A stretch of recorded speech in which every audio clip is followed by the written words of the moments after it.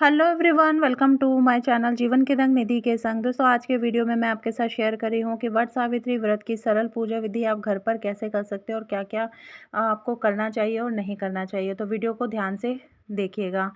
वट सावित्री व्रत इस बार 6 जून को मनाया जा रहा है और हम सभी जानते हैं कि ये व्रत महिलाएं अपने पति की दीर्घायु के लिए करती है, अपने सुख सौभाग्य के व्रत के लिए करती हैं। ये इस व्रत के में आपको सुबह सवेरे स्नान करके अपने घर के कामों से निवृत्त होकर 16 श्रृंगार करके ये व्रत करना चाहिए। और व्रत जब तक आप कर रही हैं, पूजा करने तक आपको पानी भी नहीं पीना होता है।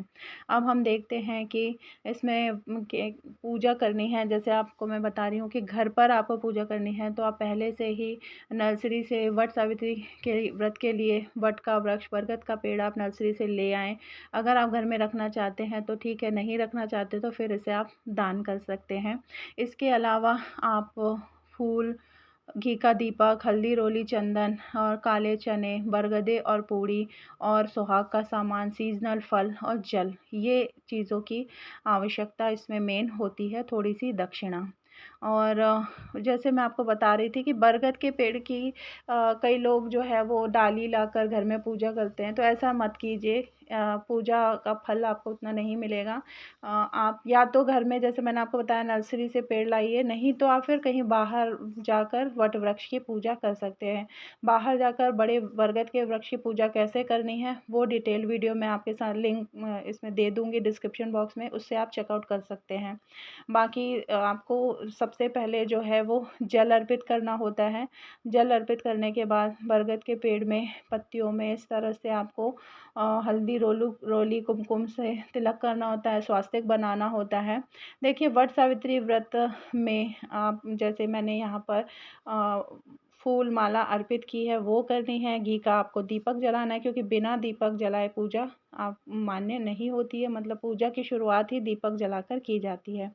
उसके बाद मान्यता है कि, और मान्यता ये भी है और हम सभी जानते हैं कि ये व्रत क्यों मनाया जाता है, क्योंकि जो सावित्री थी वो सत्यवान, उनके पति के प्राणों को यमराज से वापस लेकर आई थी और इसीलिए ये व्रत किया जाता है। और सावित्री माता से प्रार्थना की जाती है कि जैसे आपने अपने सत से अपने पति के प्राणों की रक्षा की, उसी तरह हमें भी आशीर्वाद दीजिए कि हमारे पति की आयु दीर्घायु हो और हमारे सुख और सौभाग्य में वृद्धि हो। तो अब इसमें सत्यवान और सावित्री की मूर्ति की भी पूजा की जाती है। तो लेकिन अगर मूर्ति अवेलेबल नहीं है तो क्या करें? तो देखिए, भगवान भावनाओं के को देखते हैं, तो आप बरगद के वृक्ष में ही सत्यवान और सावित्री को मानकर उनकी पूजा कर सकते हैं। और जैसे आप एक बार जल चढ़ाएंगे बरगद को और 2 बार, दूसरी बार सत्यवान और सावित्री के नाम का आप जल चढ़ाएंगे, उसी तरह तिलक करेंगे तो एक बार बरगद के पेड़ की तिलक करेंगे, एक बार सत्यवान और सावित्री के नाम का तिलक करेंगे और सावित्री माता को 16 श्रृंगार अर्पित करेंगे।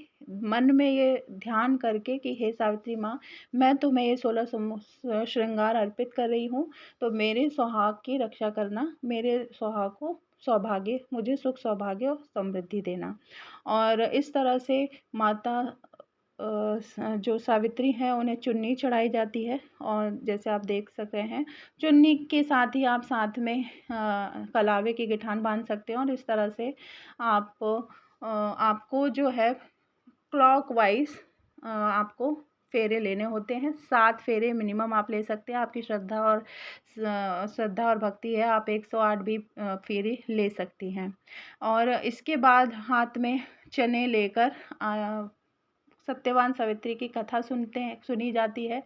और कथा सुनने के मतलब आप चाहें, इसके पास, आपके पास किताब हो तो आप किताब से सुन सकते हैं, नहीं तो यूट्यूब पर हर चीज़ अवेलेबल है, आप वहाँ से भी कथा सुन सकते हैं। कथा सुनने के बाद आरती की जाती है। आरती आप शिव जी की कर सकते हैं, गणेश जी की कर सकते हैं और उसके बाद आप भगवान से प्रार्थना करेंगे, पूजा में जो भी त्रुटि हुई उसे क्षमा याचना मांगेंगे, दक्षिणा अर्पित करेंगे और जो भी आपने श्रृंगार का सामान चढ़ाया है और भोग प्रसाद ये अपनी सास को या अपने सास तुल्य किसी महिला को आप ये अर्पित करेंगे। उनके पैर छुएंगे, अपने पति को पैर छुएंगे और उनके हाथों से पानी पीकर ये पूजा कंप्लीट की जाती है।